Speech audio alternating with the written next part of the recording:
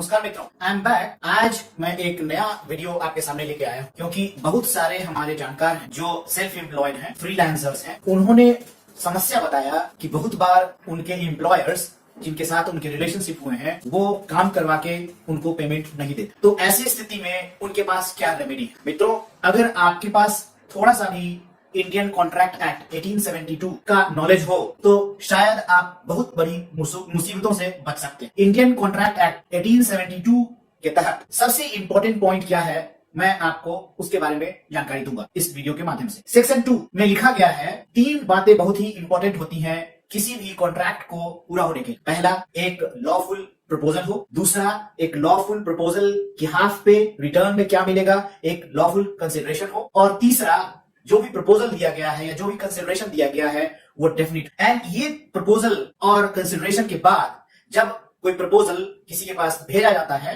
और वो proposal accept कर लिया जाए, चाहे एक्सप्रेस फॉर्म में हो या इंप्लाइड फॉर्म में हो, तो वो कॉन्ट्रैक्ट तैयार हो जाता है। इसको हम अनुबंध भी बोलते हैं हिंदी में। तो जहीं ये अनुबंध तैयार होता है तो आप दोनों पार्टी एक दूसरे के लिए लीगली बाइंडिंग हो जाते हैं। मतलब जो प्रॉमिस आपने किया वो आपको फुलफिल करना होता है, उसके एवज में आपको कंसिडरेशन दिया जाता है। लेकिन होता क्या है, बहुत बार हम इन बातों को ध्यान नहीं देते और यह समझते हैं कि ये सारी बातें जो कम्युनिकेशन की गई हैं वो कॉन्ट्रैक्ट फॉर्मल रूप में रिटन फॉर्म में होना चाहिए। ये बहुत ही अच्छा होता है अगर आपके पास रिटन फॉर्म में आपका प्रपोजल हो और एक्सेप्टेंस भी रिटन फॉर्म में आया हो, उसके अंदर clearly terms and conditions define हो। तो ऐसी स्थिति में कंफ्लिक्ट होने के बाद आपके पास लीगल रेमेडी का रास्ता बहुत ही आसान होता है। लेकिन जब आपके पास कोई फॉर्मल कॉन्ट्रैक्ट नहीं हो तब भी अगर हम इंडियन कॉन्ट्रैक्ट एक्ट 1872 का सेक्शन नंबर 4 देखें, तब भी जब कम्युनिकेशन कंप्लीट हो जाए एक प्रपोजल का एंड कंसिडरेशन का दोनों पार्टी की तरफ से, तो कॉन्ट्रैक्ट तब भी बनता है। और ये कम्युनिकेशन कोई जरूरी नहीं है वो रिटन हो। ये कम्युनिकेशन टेलीफोन से भी किया जा सकता है,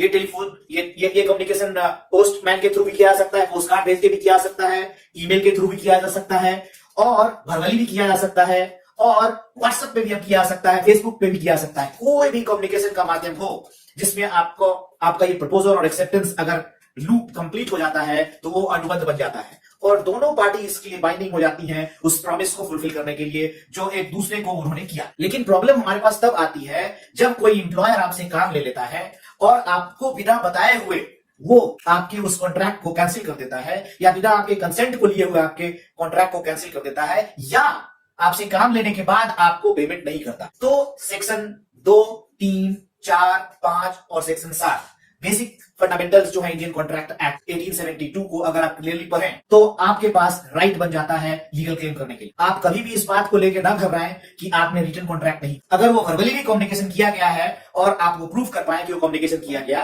चाहे वो आप रिकॉर्डिंग से प्रूफ करें या आप रिटन ईमेल के थ्रू जो कम्युनिकेशन किया गया हो या व्हाट्सएप के थ्रू किया गया हो या कोई भी माध्यम के थ्रू किया गया हो, अगर वो कम्युनिकेशन कंप्लीट है, उसके बारे में आपके पास नॉलेज है एंड आप उसको प्रूफ कर सकते हैं, तो आपको घबराने की कोई जरूरत नहीं।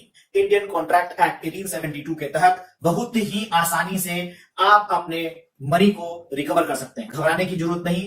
आप एक अच्छे वकील को पकड़ें, उनको अपनी बातें समझाएं, उनके सामने अपने प्रूफ रखें और वो वकील आपके लिए बहुत ही आसानी से केस लड़ेगा।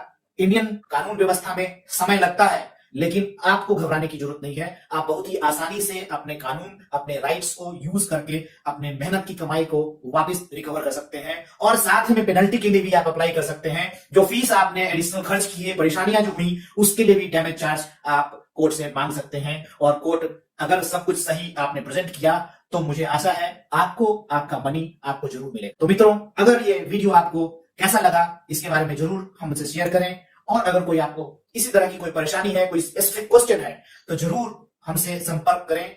हमारी कोशिश होगी कि हम उसका आपको समुचित और उचित उत्तर दे पाएं।